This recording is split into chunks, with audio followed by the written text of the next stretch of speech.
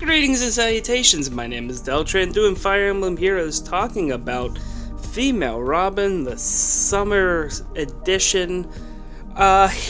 You know what, guys, I was very surprised. Usually whenever I do a review of a hero in this style, where it's not necessarily talking about the builds, but about performance and impressions, I usually have a few runs that I show in the training tower, and they're usually accompanied by my litany of dancers and healers. But in this case, since Summer Robin comes with a Valor skill for lances, and since there was a double SP weekend going on, I maxed out everything I needed her to do. so I gave her a real field test. We see me going through some PvP right now. I already got the highest score that I knew I was going to get this season, so I didn't really care about not having a bonus unit. I was keeping 3 of my favorite PvPers and putting Robin in to see how everybody performs and give it like sort of a real road test. Also, there was a healer's gauntlet going on at the time, and I did put her as my main hero I was sharing. And I got some good feedback from the people that I actually knew that were on my friends list, which seems to be an insignificant number anymore. However, to talk about that real quick, I got some really good feedback about using her against other opponents' shared heroes. So that gave me a lot of hope to know that this Robin was going to definitely be able to help out in those different circumstances. Giving her, or keeping reposition on there, was a nice touch. Ignis, I'm always a big fan for the big boom, as it were. I have units with Bonfire, but I have that there whenever that's their main way to deal damage. It's just sort of like oh, you need to actually hurt something. Well, you're going to do Bonfire.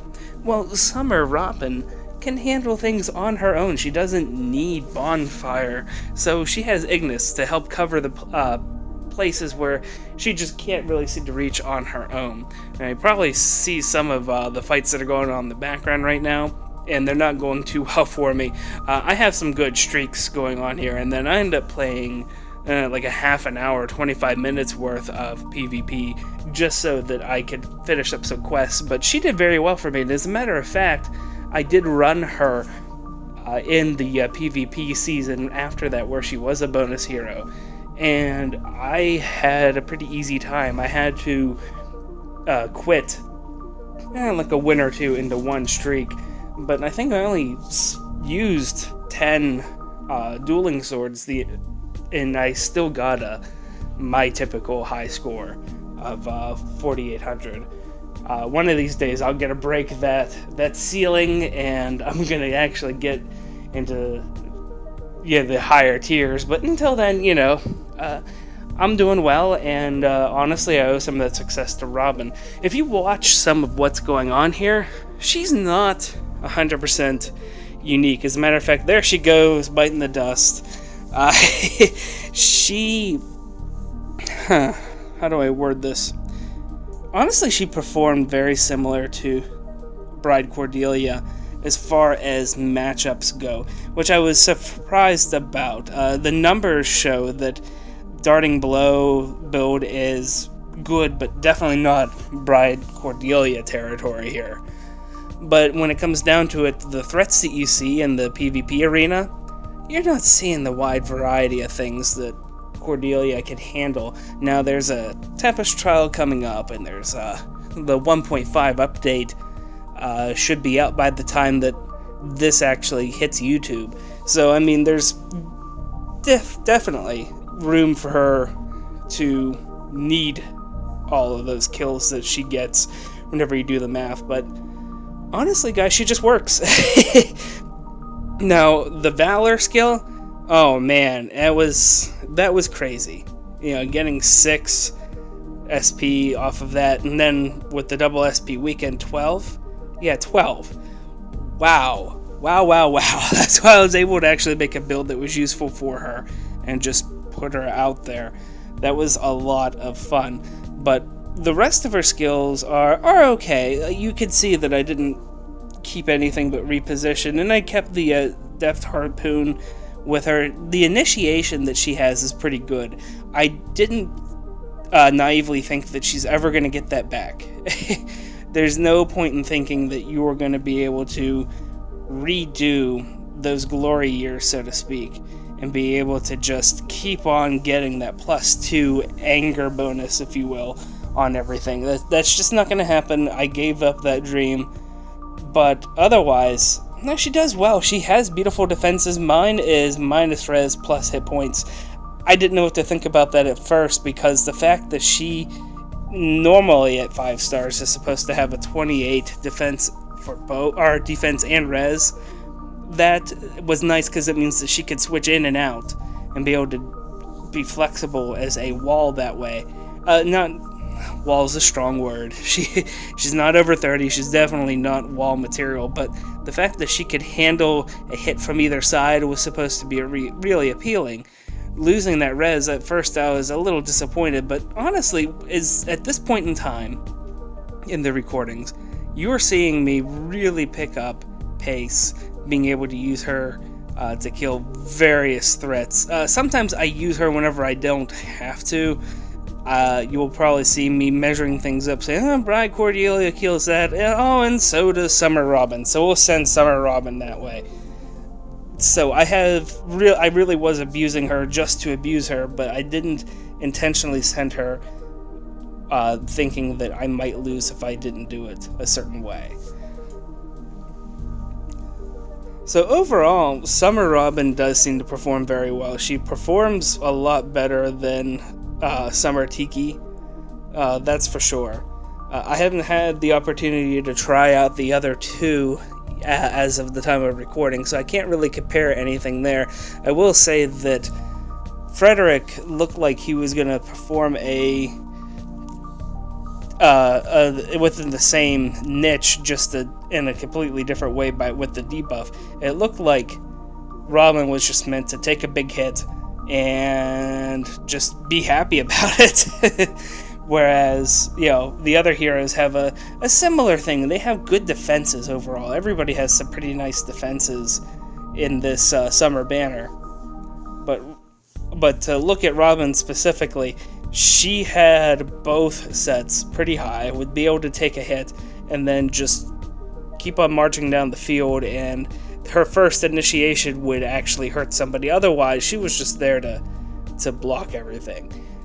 With a good build, that's not necessarily true. She has, I believe, as of recording, she probably had something like 78 one-hit kills and a lot of favorable matchups, even if she didn't one-hit kill them.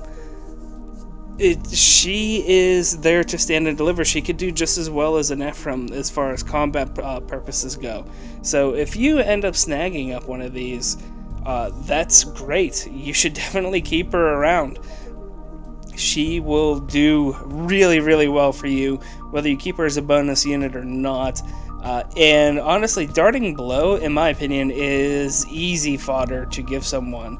I sometimes will sit there and fret over who I give life and death to on my teams, trying to think like, well, I only have 3 Annas, and I could do a Hannah here and a Hannah there, and I just don't know. Well, no, it's, you know what, you either have Darting Blow or you don't, and once you have it, you have no problem just saying, oh yeah, I guess I'll give it to this person. Yeah, you're not fretting over it. If you have a Darting Blow to give, you have a Darting Blow to give, and it performs super well on Robin, so it's nice. It's almost as if she's budget without being budget.